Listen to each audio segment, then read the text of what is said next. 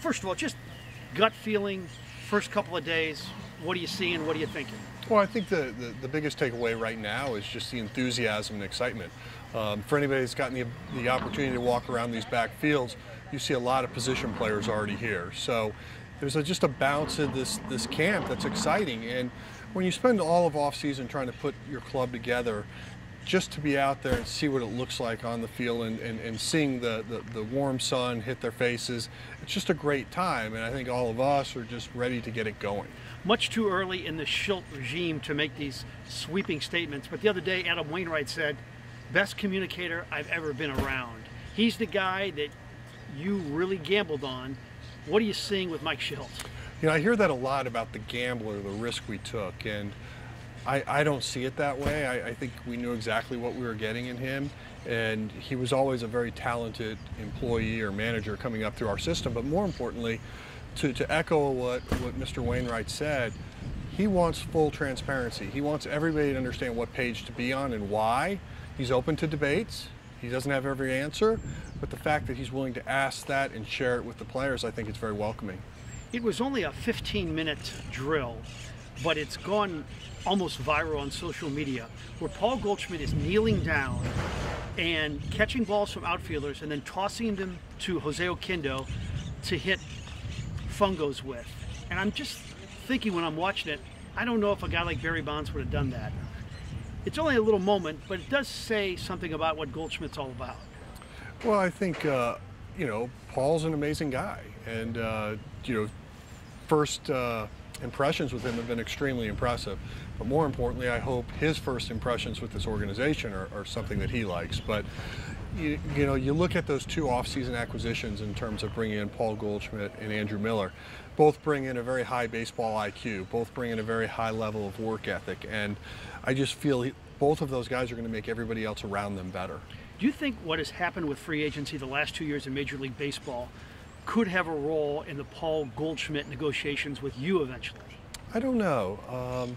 You know, I think everything, when you talk about like individual players and how they're going to react to certain things, really is individualized. I don't think there's just one blanket answer there. But I think my biggest thing I hope from Mr. Goldschmidt in the short term is that he just really embraces the St. Louis Cardinals culture and wants to be a part of it.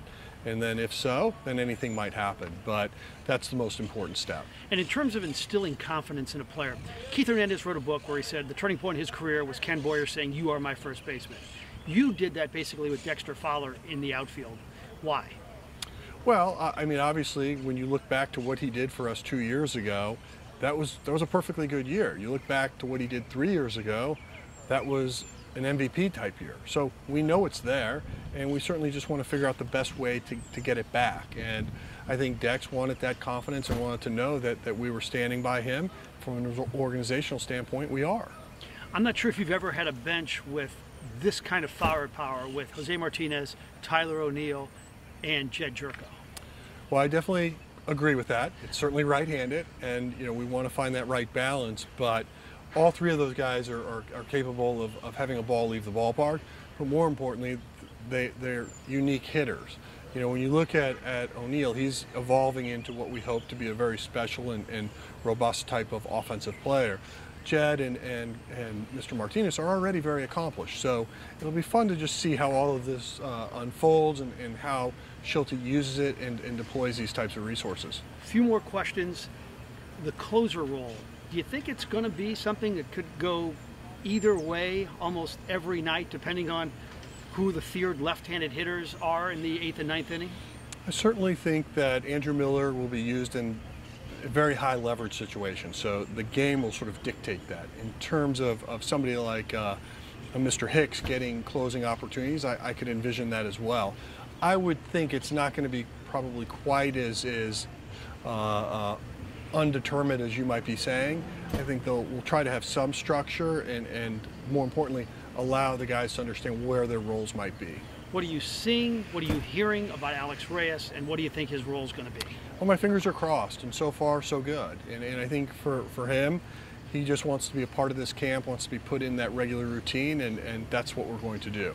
Obviously, we've got to be smart, make sure we don't do anything stupid or push him too fast, but having said that, he wants to be moving, and so he's in a good spot. You love your job right now. This is a 25-man roster that looks like it could be as good as anybody in the Central. You filled the 2 glaring holes. It's a good time to be a Cardinal fan, isn't it? Well, I think so, and you know, I also think it's a little early to get overly excited about what April might look like, but when you come out here and you see the depth, like in our pitching, and you watch all these different bullpens, you realize that, you know, we can't take more than 12 or 13 north, and so you see how deep we are there. And then you mentioned guys on the bench right now could be everyday players for another organization, so that's a good spot to be in, and we're certainly excited that we're going.